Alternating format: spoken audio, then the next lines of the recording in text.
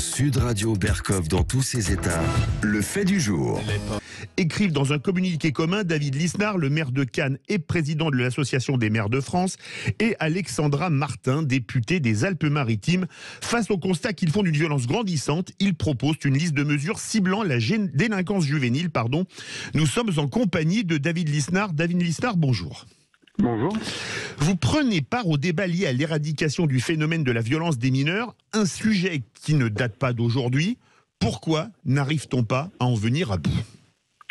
Je prends part à ce débat depuis très longtemps en fait, parce que comme citoyen je suis concerné, comme père de famille, mais aussi comme maire. Et les dispositions que l'on préconise avec Alexandra Martin, qui est députée, et donc les évolutions législatives qu'on préconise, elles résultent aussi de ce que nous avions écrit avec le docteur Maurice Berger, le célèbre pédopsychiatre, et Naïma M. Fadel dans une tribune qui était publiée dans le Figaro il y a quelques semaines, intitulée « Peut-on arrêter la décivilisation ?» Et votre question elle est très large, c'est-à-dire que pourquoi on n'y arrive pas? D'abord on retrouve tous les effets de dysfonction publique que l'on rencontre dans tous les domaines, c'est-à-dire la police et la justice sont entravées par les procédures bureaucratiques, par cet excès de règles, de normes, de process qui est très très caractéristique de la France, qui nous fait perdre en efficacité. Et puis ensuite, sur les mineurs spécifiquement, on a un code pénal qui n'est plus adapté à la réalité de la violence de nombreux mineurs aujourd'hui. David Lisnard, il y a une vidéo qui a fait un bad buzz, comme on dit aujourd'hui, de mineurs agressant une personne âgée dans votre ville. Est-ce que la violence des mineurs est d'une nouvelle nature ? Elle est, en tout cas, elle est de plus en plus nombreuse statistiquement. Donc ça, c'est certain que quantitativement, il y a de plus en plus de phénomènes de violence de mineurs.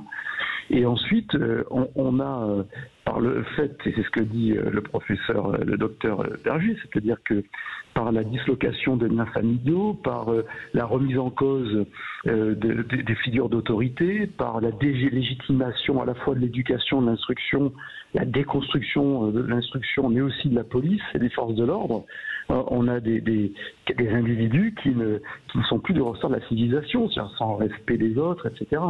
Donc face à cela, il faut un arsenal de mesures qui passe d'une éducation différente, d'une instruction différente.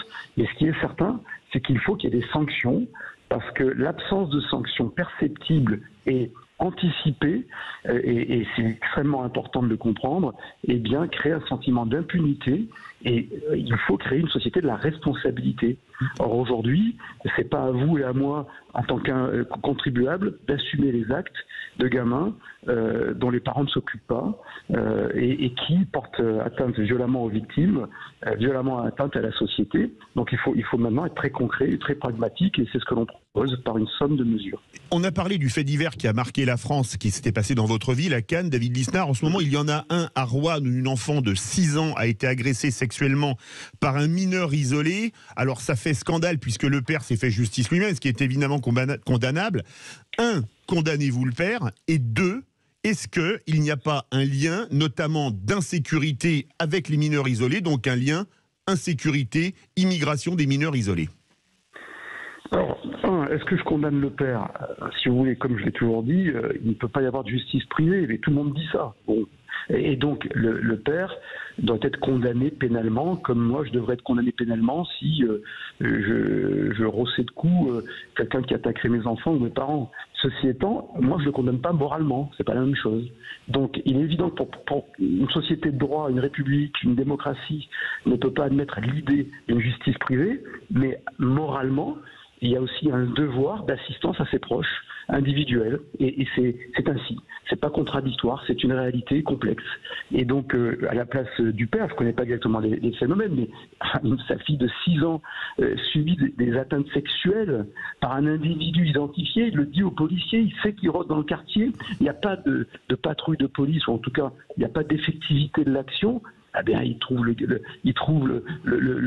délinquant et il protège sa famille. Je trouve que d'un point de vue moral, c'est compréhensible. En revanche, il doit être puni pénalement parce qu'on ne peut pas en accepter le principe dans la société. Voilà, la vie, elle n'est pas toujours manichéenne. Et est-ce qu'il y a un lien? Oui, allez-y. Après, sur le lien, tout le monde le connaît, le reconnaît. Le ministre de l'Intérieur lui-même, qui reprochait il y a 1 an et demi à Marine Le Pen d'être trop molle, il ne faut jamais oublier cela, dans un débat télévisé sur France Télé, lui-même cet été a fait le lien et a rappelé les statistiques entre l'insécurité et l'immigration. Alors il ne s'agit pas de dire qu'un immigré est forcément un délinquant ou qu'un délinquant est forcément un immigré, parce que ça, ce serait une forme de racisme, et le racisme, c'est inacceptable, c'est juger quelqu'un a priori, mais il y a une réalité statistique qui dépend certainement de nombreux facteurs, et le ministre de l'Intérieur lui-même a montré les chiffres sur le lien entre immigration et délinquance. Ce qu'il a dit, rien que sur le mois d'août, 48% des gens interpellés pour des actes de délinquance à Paris, 55% à Marseille, 39% à Lyon sont des étrangers. C'est lui qui l'a dit. Et les chiffres seraient encore plus importants si on y ajoutait les délinquants français nés au moins d'un parent étranger. Donc le lien, il est évident. Et donc face à ça, il y a des mesures. Il faut bien évidemment couper le robinet de l'immigration. Aujourd'hui, c'est indispensable pour bien intégrer les immigrés qui nous rejoignent légalement, pour bien les assimiler, parce qu'on est une société explosive. Et puis, il faut maintenant modifier le code de justice pénale des mineurs, qui depuis la loi du 26 février 2021 a remplacé l'ordonnance du 2 février 1945, avec les mesures que nous proposons avec Alexandra Martin et d'autres. On va parler dans quelques instants des mesures que vous proposez, mais est-ce qu'il n'y a pas un problème notamment sur les mineurs isolés? Vous avez fait le lien avec la délinquance, du fait qu'ils sont quasi inexpulsables. Oui, tout ça, vous avez raison. Enfin, la réponse est dans votre question. Ils sont inexpulsables parce qu'on accepte l'impuissance publique et que cette impuissance publique, elle est une des causes d'abord de l'injustice, de la délinquance, mais elle est aussi une des causes de la crise civique majeure dans laquelle nous nous trouvons et qui se traduit par des votes extrémistes, qui se traduit par des abstentions records, qui se traduit par des actes de violence y compris sur les élus, par la remise en cause de l'autorité des policiers, des gendarmes, que les pompiers ne peuvent pas intervenir dans les quartiers. Donc il y a cette crise civique qui est majeure, ce doute même de la capacité de la démocratie. Donc il faut retrouver de l'effectivité.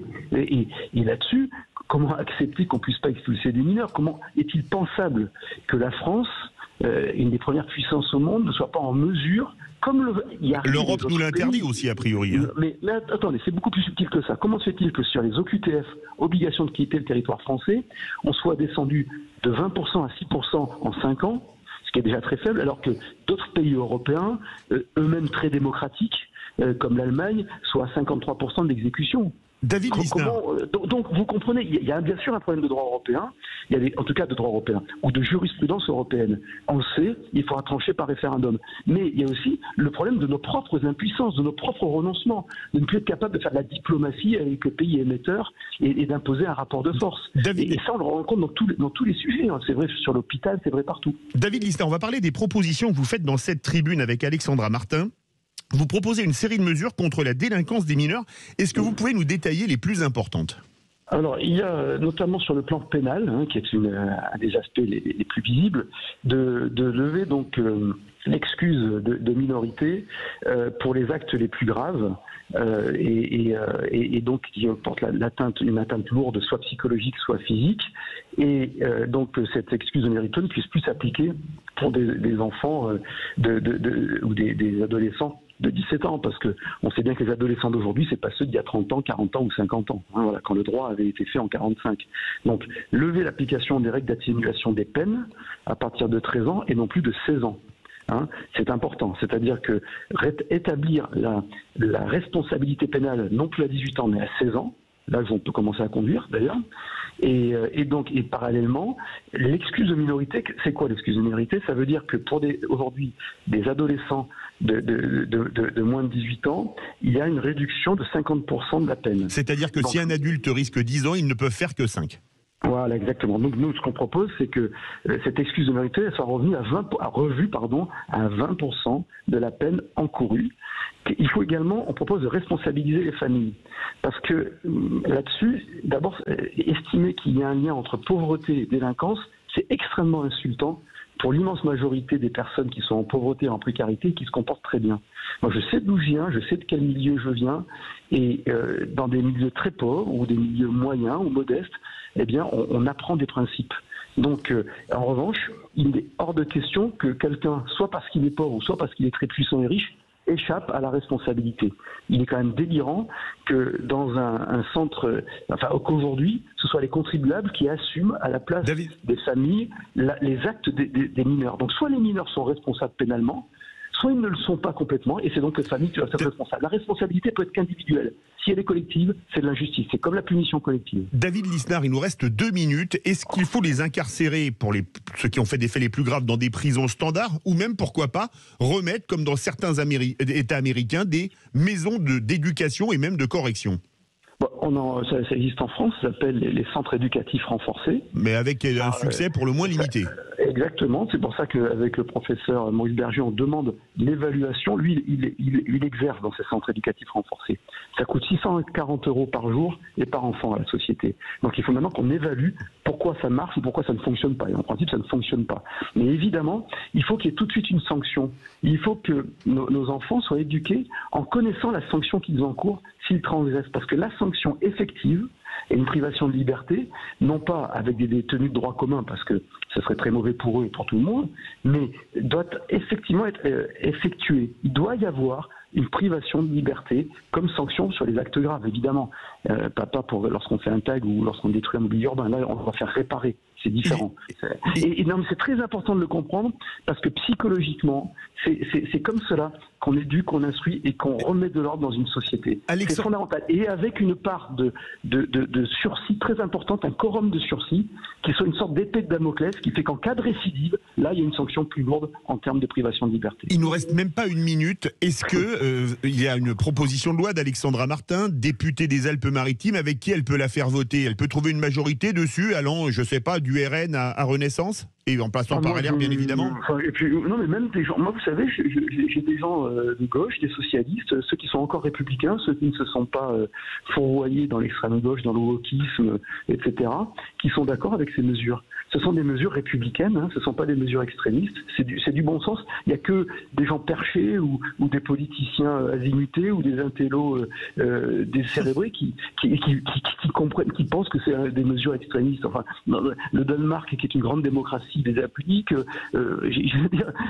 Donc, moi, je pense qu'on peut trouver une majorité. Et avec Alexandra Martin, donc la proposition de loi est déposée, mais elle va essayer de la faire passer sous forme d'amendement dans le cadre de l'examen du projet de loi LOPNI, qui est passé au Sénat et qui sera examiné, je crois, au printemps à l'Assemblée nationale, qui est la loi d'orientation et de programmation du ministère de l'Intérieur. Mais maintenant, il faut agir concrètement avec un bon contexte juridique ou administratif et surtout la vérification des choses, aller dans le détail, aller dans l'exécution. C'est essentiel pour sauver notre société. Merci beaucoup. Merci David Lisnard, maire Les Républicains de Cannes et président de l'Association des maires de France, président également du mouvement Nouvelle Énergie.